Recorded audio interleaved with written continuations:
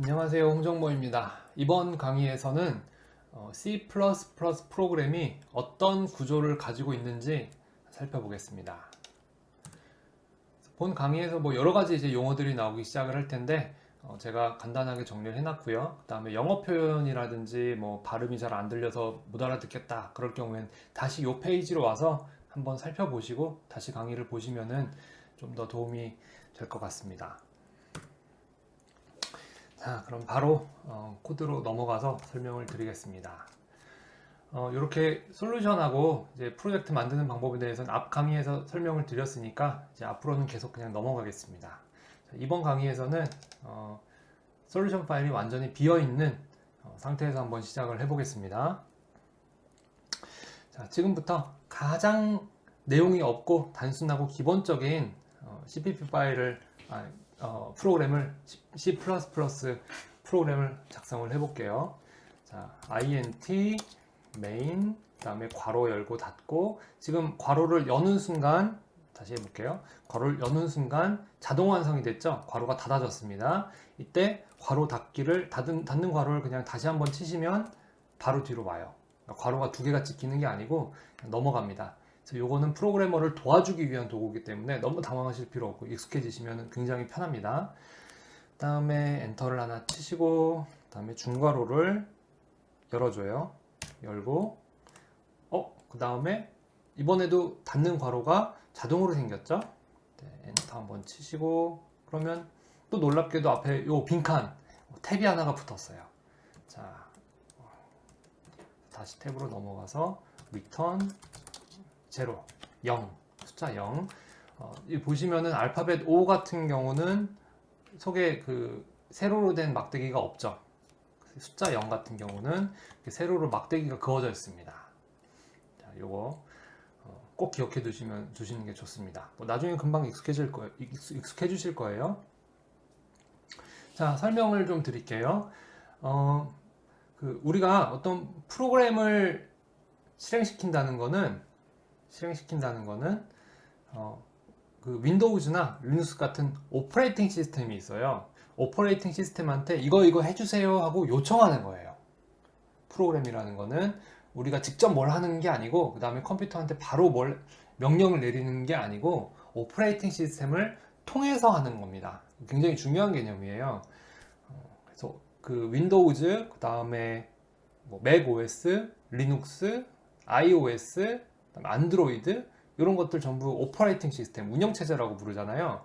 그래서 우리는 운영체제한테 이러이러한 걸 해주세요 라고 요청을 하는 겁니다. 그럼 오퍼레이팅 시스템이 그래 뭘 해드릴까요? 라고 묻는 거죠. 그때 우리는 이 프로그램 코드를 내밀면서 제가 말씀드리는 코드는 이제 컴파일이 된 코드를 얘기하는 거예요. 그래서 프로그램을 내밀면서 이거 해주세요 라고 하면은 오퍼레이팅 시스템이 자기가 가지고 있는 혹은 사용할 수 있는 CPU와 메모리를 사용을 해서 그 프로그램을 수행을 하게 됩니다. 이때 프로그램의 최소 단위를 함수로 정의를 해요. 자, 함수라는 개념이 또 새롭게 나오는데 요거 뒤에 계속 반복해서 나옵니다. 그래서 지금 확실히 이해가 안 간다고 하셔도 크게 문제는 없어요. 저는 계속 반복해서 이해가 되실 때까지 설명을 드릴 겁니다.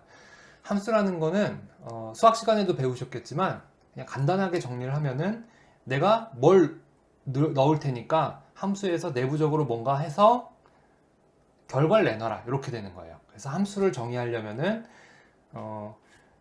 무엇이 들어가고 그 다음에 그 들어간 걸 가지고 무엇을 하고 그 다음에 그래서 결과가 뭐가 나오나 이게 중요해요. 자, 그 부분 설명드릴게요. 자, 메인이라는 게 함수의 이름이에요. 펑션의 이름인데 요 메인이라는 이름은 여러분들이 쉽게 바꾸실 수가 없어요. 컴파일러 옵션을 막 바꿔서 메인 대신에 나는 내 이름이 들어간 함수를 쓸 거야 이러실 수도 있는데 하실 수는 있는데 제가 알기로는 아무도 그렇게 하진 않아요. 다들 메인이라는 이름을 씁니다. 요 메인이라는 이름이 어떤 의미를 갖냐면은 오퍼레이팅 시스템이 프로그램을 시작할 때 이 메인이라는 이름을 가진 함수를 찾아요. 그래서 오퍼레이팅 시스템이 이 메인을 찾는데 아무것도 없다 그러면은 일을 할 수가 없겠죠. 그래서 그냥 끝납니다. 그래서 여러분들이 기능을 수행하는 프로그램을 만드실 때는 이 메인이란 이름을 갖는 프로그램이 반드시 메인이란 이름을 갖는 펑션이 반드시 있어야 됩니다. 그래서 요건 펑션의 이름이고요. 펑션 이름의 특징은 뭐냐? 오른쪽에 괄호가 하나 있어요. 일단 괄호가 하나 있죠. 그리고 그 괄호가 지금 제가 이제 괄호를 그냥 열었다 닫았는데 그냥 함수라는 걸 표현하기 위해서 열었다 닫은 건 아니고 원래 여기에 다른 것들이 뭐가 들어가게 돼 있어요. 근데 지금 제가 가장 간단한 형태를 보여드리기 때문에 그냥 빈칸으로 넣어둔 겁니다. 그 다음에 지금 한 김에 말씀을 드리면은 이렇게 빈칸이 생겼죠? 그 다음에 빈줄도 이렇게 막 넣을 수가 있어요. 빈칸이나 빈줄은 컴파일러가 무시해요. 그래서 이렇게 빈칸이나 빈줄을 넣는 거는 코드를 읽는 사람, 프로그래머가 편하려고 넣는 거예요. 그리고 반대로 여러분들이 난 이거 너무 빽빽해서 못 읽겠어, 눈에 잘 안 들어와, 빈줄이 여기 꼭 있었으면 좋겠어, 그러시면 얼마든지 넣으셔도 돼요. 이 얘기는 다음 강의 주석 넣는 방법에 대해서 한 번 더 말씀을 드리겠습니다. 자, 여기 메인이란 함수 이름이 있고요. 그 옆에 괄호가 있는데 괄호가 현재 아무것도 없죠. 그래서 보통 void라고 넣기도 하고 그 외에 다른 뭔가 들어갈 것들을 넣어주기도 합니다. 그거는 나중에 또 배울 거예요. 일단 간단한 형태니까 그냥 아무것도 안 들어간다는 뜻에서 void라는 걸 넣을 수도 있고 혹은 그냥 비워놓을 수도 있습니다. 자, 엄밀히 얘기하면 void라고 쳐주는 게 좋겠죠. 그 다음에 요 왼쪽에 있는 int, 요 파란색으로 되어 있죠. 뭔가 의미가 있으니까 파란색으로 바뀌어 있는 것 아닐까 추측을 해볼 수가 있습니다. 요 int는 출력 부분을 의미해요. 메인 함수가 입력은 void, 지금 아무것도 안 들어가고 있고 나중에 여러 가지를 넣을 겁니다. 그 다음에 출력은 int 얘는 이제 인티저의 약자예요. 정수라는 것의 약자입니다. 숫자 마이너스 1, 마이너스 2, 0, 1, 2, 3 뭐 이런 숫자들을 의미하고요.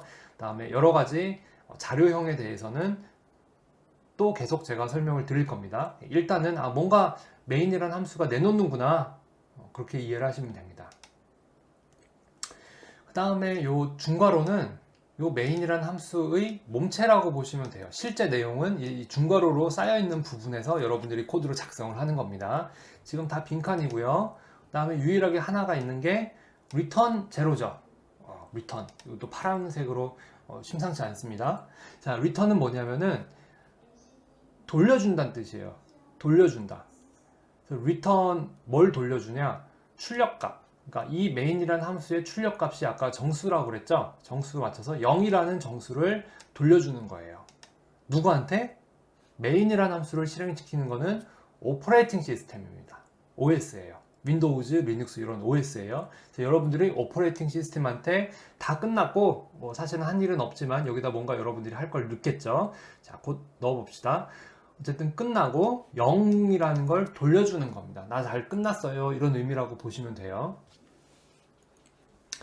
자, 그래서 지금 이 간단한 프로그램에서 유일하게 뭔가 기능을 수행하는 건 요 return 제로죠. return 제로.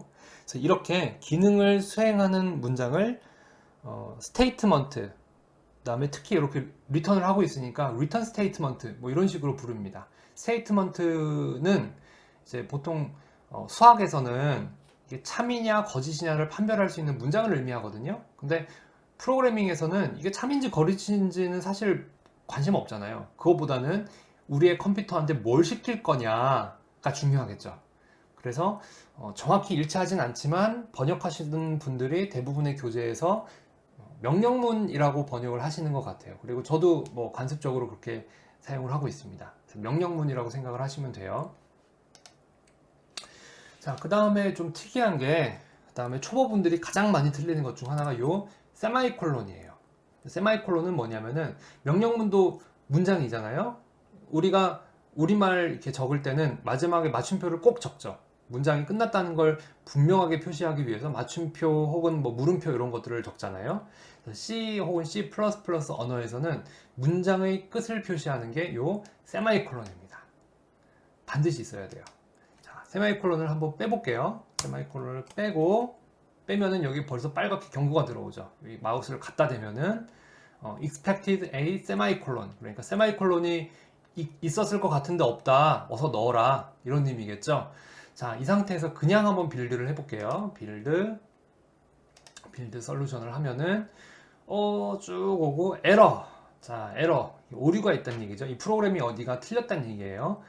신텍스 에러는 문법 오류라는 겁니다. 이 프로그래밍 언어에서 언어로 적혀진 내용 중에 뭔가가 틀렸다는 얘기예요.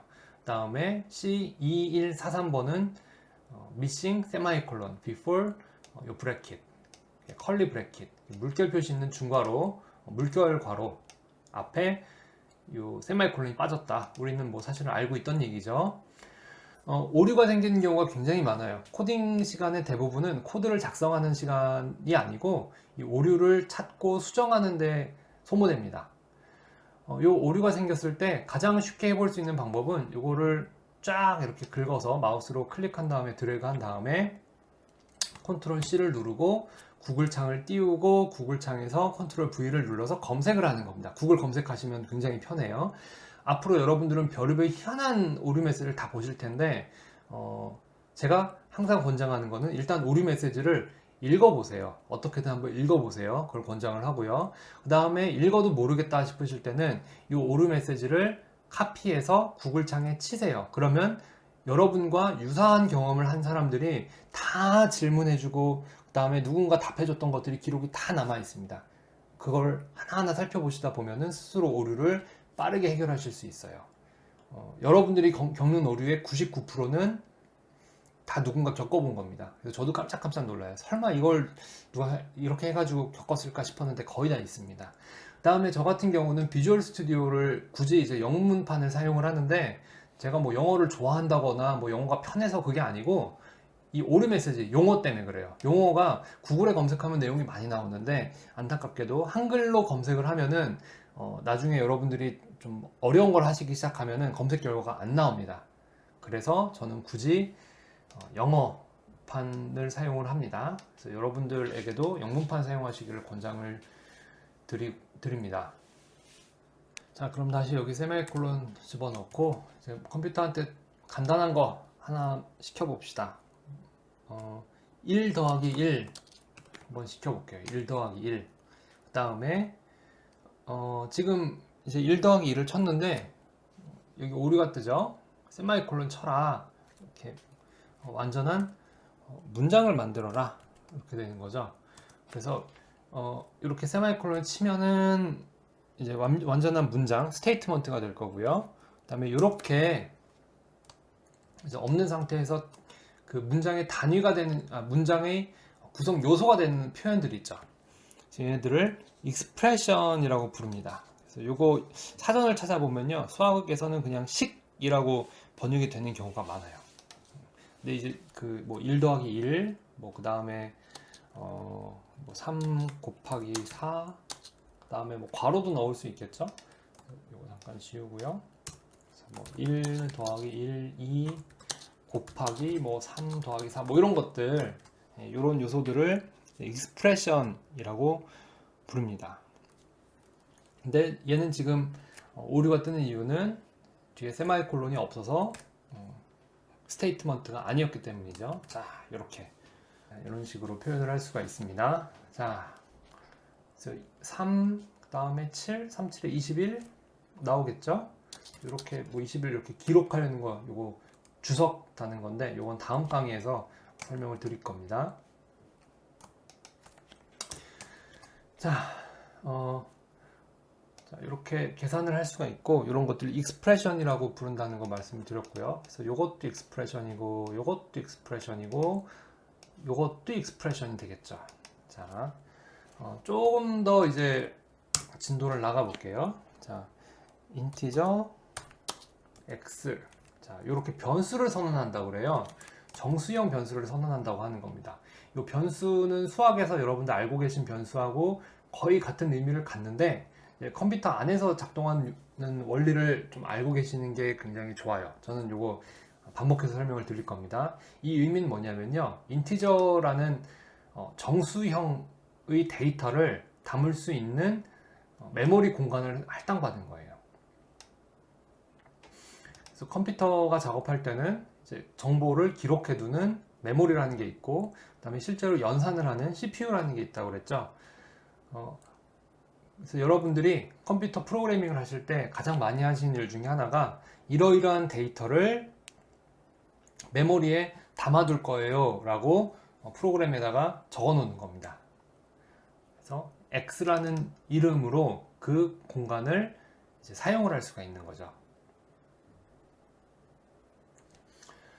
자, 이 내용은 또 다음 강의에서 계속 반복해서 설명을 드릴 테니까 지금 이해가 안 가신다면 그냥 쓱쓱 한번 듣고 넘어가시면 됩니다. x라는 공간에다가 인티저, 정수형, 2라는 걸 하나 집어넣고요. 그 다음에 인티저 y는 x 플러스 3. 조금씩 이제 복잡해지죠. 자, 제가 의미를 한번 설명을 해드릴게요. 자, x에다가 숫자 2를 집어넣고 있어요. 숫자 2를 집어넣고 있고 저장을 해 놓은 겁니다. 그러면은 여기 y는 x 플러스 3이다 이렇게 돼 있을 때는 여기가 x가 2였으니까 2 플러스 3이 되겠죠. 굉장히 쉽죠? 간단합니다. 근데 지금 여기서 차이가 뭐냐면 2는 그냥 숫자고 3도 그냥 숫자죠. 근데 x는 뭔가 바뀔 수가 있어요. 그래서 예를 들면 x는 5 이렇게 바꿔버릴 수도 있는 거죠. 그때는 y가 계산 후에 8이 나오겠죠. 자, 얘기가 좀 길어지고 있는데 다다음 강의에서 자세하게 설명을 드릴 거고, 여기서 여러분들이 잠깐 기억을 해 두셨으면 하는 것은 이제 이 같은 것들 3, 5 이런 것들은 리터럴이라고 불러요. 한글로는 리터럴이라고 많이 적으시는 것 같고요. 그 다음에 영어로는 이렇게 이제 부릅니다. 이 용어 한번 들어두시면 나중에 다시 생각해 두시기가 좋겠죠. 그 다음에 x 같은 경우는 변수, y도 변수 이렇게 부릅니다. 이왕 했으니까 결과를 출력도 해봐야 되겠죠. 그래서 화면에 출력을 하려면은 출력하는 기능을 가진 함수를 가져다 써야 돼요. 그런데 우리가 지금 화면에 출력하는 기능을 갖는 프로그램을 뚝딱뚝딱 만들 수가 없잖아요. 그러면은 어떻게 하면 좋을까? 다른 사람이 만들어 놓은 걸 쓰면 되겠구나.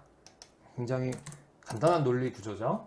자, 샵 누르고 include 하고 치시고 괄호 열고 iostream 이렇게 치세요. 자, 설명드리겠습니다. iostream 입력, 출력, input, output, stream이에요. 스트림도 또 설명드릴 겁니다. 일단은 iostream 입출력을 가능하게 해주는 기능을 이 프로그램에 내가 지금 작성하고 있는 이 cpp 파일에 포함을 시킨다라고 생각하시면 돼요. 그리고 샵 include 이렇게 앞에 샵 붙는 것들은 전처리기라고 합니다. 전처리기. 그래서 요거는 영어로는 프로세서 디렉티브 이렇게 부릅니다. 요건 용어 알아두시면 좋을 것 같아요. 자, 그래서 요 include를 한 다음에는 우리가 이 y 값이나 x 값 같은 것들을 출력을 할 수가 있어요. 자, 이것도 한번 따라서 쳐보세요. std cout 그 다음에 출력하고 싶은 내용 y. 자, 이렇게 쳤고 빌드를 하고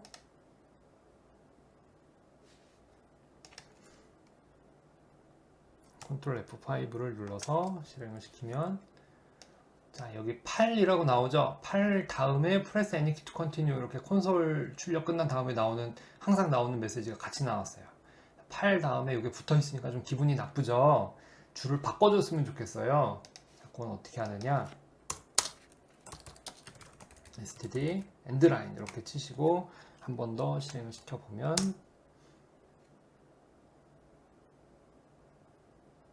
자, 이렇게 줄이 바뀝니다. 자, 이제 약간의 만족감을 느끼고 좀 더 볼게요. 자, 이때 std라는 건 뭐냐? 자, 마우스 갖다 대면 namespace라는 게 나오죠. 그래서 cout이라는 함수가, 이게 함수가 그 정의된 이름 공간인데 말이 되게 애매하죠. 저도 설명하기 어렵습니다. 이것도 뒤에 다시 설명을 드릴 거예요. 그래서 비슷한 기능들을 하는 함수들을 묶어 놓거나 혹은 이름이 겹칠 수 있는 것들을 이렇게 다른 공간으로 나눠서 저장해 놓기 위해서 네임스페이스라는 걸 사용해요. 네임스페이스. 다음에 요 콜론 두 개, 기호가 아주 귀엽죠. 콜론 두 개를 치면은 요 네임스페이스 안에 들어있는 Cout을 접근할 수 있게 됩니다. 다음에 여기 이제 물결 표시 있는데 요게 스트림이라고 배웠어요. 저는 저 대학 다닐 땐 요게 물 흘러가는 느낌이라서 이게 스트림이다 그랬는데 요즘 교과서에는 이걸 아웃풋 오퍼레이터, 연산자다 이렇게 부르는 것 같아요. 연산자에 대해서도 뒤에 또 설명을 드릴 거고, 지금은 뭐가 됐든 그런 게 있나 보다 하고 그냥 한번 들어두시면 나중에 다시 들었을 때 머릿속에 잘 들어옵니다. 자, 그래서 Y에도 출력이 되고 X도 출력이 되고, 그 다음에 여기다가 뭐 직접 1 더하기 2 이런 것들을 실행을 시켜볼 수도 있습니다. 여기다가 뭐 여러분들 한번 넣어보고 싶은 것들 여러 가지 넣어가면서 한번 프로그램을 다양하게 바꿔보시면 좋을 것 같습니다. 한 가지 더 설명드려야 될 게 있는데, 자, 이렇게 std 이렇게 되어 있는 것은 스탠다드 라이브러리의 일부예요. 스탠다드면 표준이죠. 그래서 여러분들이 비주얼 스튜디오를 설치하면은 이 아이오스트림 같은 라이브러리가 딸려와요. 라이브러리는 도서관이죠. 그래서 여러분들이 필요한 기능들을 도서관에서 이렇게 책 꽂아다가 책 이렇게 싹 가져다가 쓰듯이 편하게 쓰실 수 있는 겁니다. 나중에는 여러분들이 여러분들만의 라이브러리를 만드실 수 있게 돼요. 여러분들이 막 개발하다 보면 필요한 것들이 많이 생기거든요. 그리고 한번 코딩한 것을 재활용한다면은 코딩 속도가 훨씬 빨라지겠죠. 그러니까 여기서 지금 Cout, 엔드라인 이런 것들을 가져다 썼잖아요. 다른 사람들이 만든 걸 가져다 쓰듯이 내가 나만의 라이브러리를 만들고 필요할 때마다 가져다 쓸 수가 있습니다. 그래서 코딩할 때 그 형식이나 규격 같은 걸 잘 맞추도록 좀 유도를 하게 되어 있는데, 학생분들이 처음 배우실 때 정리를 잘 하시게 되면 나중에 이 라이브러리를 만들었을 때 점점 코딩하는 속도가 빨라져요. 자, 그래서 표준 라이브러리에 대해서도 말씀을 드렸고, 이것도 계속 반복해서 나중에 더 설명을 드리게 됩니다. 자, 그래서 여러분들이 이제 복습을 위해서 한번 생각해 보실 수 있는 문제들을 제가 여기 적어 놨으니까 한 번씩 생각을 해 보시고 이런 건가 보다 이렇게 한번 정리를 하시면은 공부하시는데 도움이 될 것 같습니다. 자, 그래서 여기까지 가장 간단한 구조의 C++ 프로그램을 한번 작성하고 실행도 해봤고요. 그러면서 그 구조를 이해하는 데 필요한 여러 가지 용어에 대해서 설명을 드렸습니다. 감사합니다.